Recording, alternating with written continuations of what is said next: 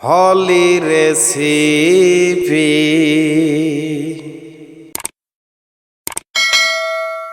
Hello everyone, আসসালামু আলাইকুম। Bengali রান্নায় সবাইকে ওয়েলকাম। চিংড়ি মাছের চপ আমরা অনেকেই খেয়েছি। আজকে একটু বাজার স্টাইলে চিংড়ি মাছের চপ তৈরি করা যাক। কিভাবে ফুটপাতের দোকানের মামারা খুবই মুখরোচক চিংড়ি মাছের চপ তৈরি করে, তাহলে চলুন আমরা দেখে নিই। এখানে আমি ডাল নিয়েছি, 4 থেকে 5 রকমের ডাল রয়েছে এখানে। আপনারা যে কোনো ডাল একটু গুঁড়ো করে নেবেন, তাহলে এটা হয়ে আসবে। চাইলে আপনারা হালিমের যে মিক্স থাকে সেটা দিয়েও তৈরি করতে পারেন, কারণ সেখানেও অনেক রকমের ডাল দেওয়া থাকে। দেখতেই পাচ্ছেন বেশ কয়েক রকমের ডাল রয়েছে, আর এটা কিন্তু পাউডার না। হালিমের যেরকম একটু আস্ত আস্ত থাকে ঠিক সেই রকম, একদম পাউডার করা যাবে না, একটু আস্তে আস্তে রাখতে হবে, তাহলে একটা ক্রাঞ্চি ভাব থাকবে। আপনাদের মন মতো আপনারা যতটুক চপ তৈরি করতে চান সেই পরিমাণে নিয়ে নেবেন। আমি এখানে 1 কাপের মতো নিয়েছি। সেই ডালটাকে আমি ভিজিয়ে রাখছিলাম 2 ঘন্টার মতো। আমি এখানে অল্প পানি দিয়ে ভিজিয়ে রাখছি। দেখতেই পাচ্ছেন ভিজিয়ে রাখার পর কিন্তু এটা দ্বিগুণ হয়ে যাবে, সেই মাপে আপনারা ভিজিয়ে রাখবেন। এটা ভিজিয়ে রাখলে ডালটা অনেকটাই নরম হয়ে আসবে, এটা আমাদের চপ তৈরি করতে অনেক সাহায্য করবে। আর এখানে নিয়েছি আমি চিংড়ি মাছ। চিংড়ি মাছ যেটা বেবি চিংড়ি রয়েছে সেটা নিয়েছি। এভাবে চিংড়ি মাছটা খুব ভালোভাবে পরিষ্কার করে নিয়েছি। এখন এগুলো লবণ এবং হলুদ দিয়ে এটাকে ভালোভাবে মাখিয়ে ফ্রাই করে নেব। আপনারা চাইলে এখানে একটু 1 চামচের মতো লাল মরিচও দিতে পারেন, কিন্তু আমি দিচ্ছি না।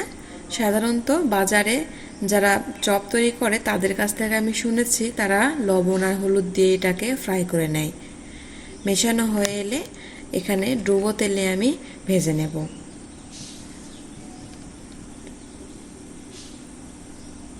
তেলটা গরম হয়ে এলেই এটা খুব ভালোভাবে ছেড়ে দিবেন।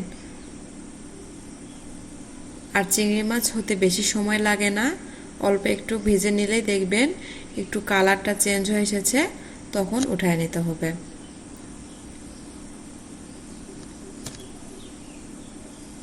এই তো আমি ঠিক এরকমভাবে ভেজে নিচ্ছি।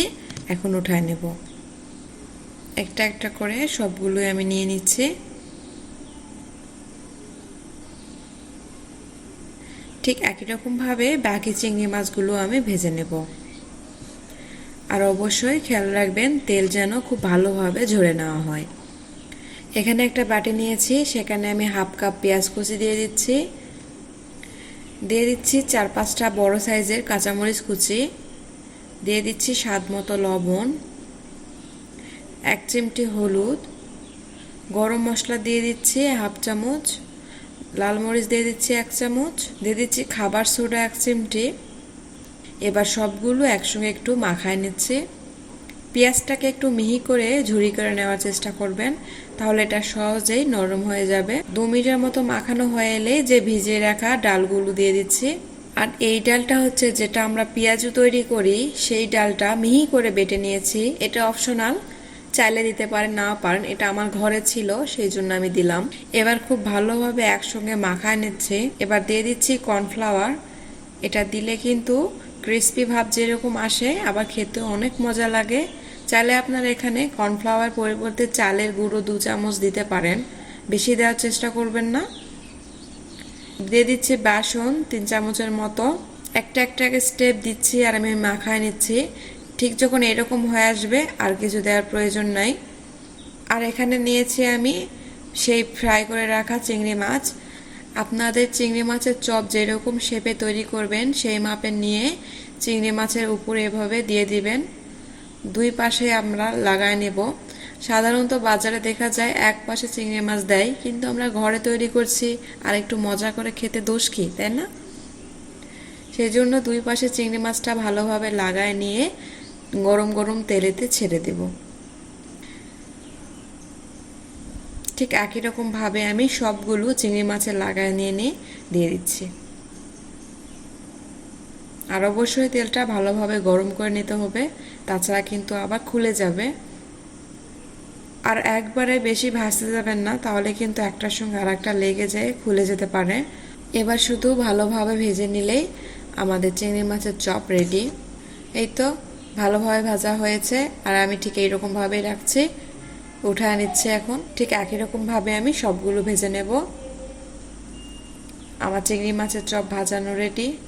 দেখতেই পাচ্ছেন কত সুন্দর কালার এসেছে, আর খেতে কিন্তু অনেক ক্রিস্পি। আশা করি বাসায় তৈরি করে দেখবেন। তাহলে এখানেই বিদায় নিচ্ছি। খোদা হাফেজ।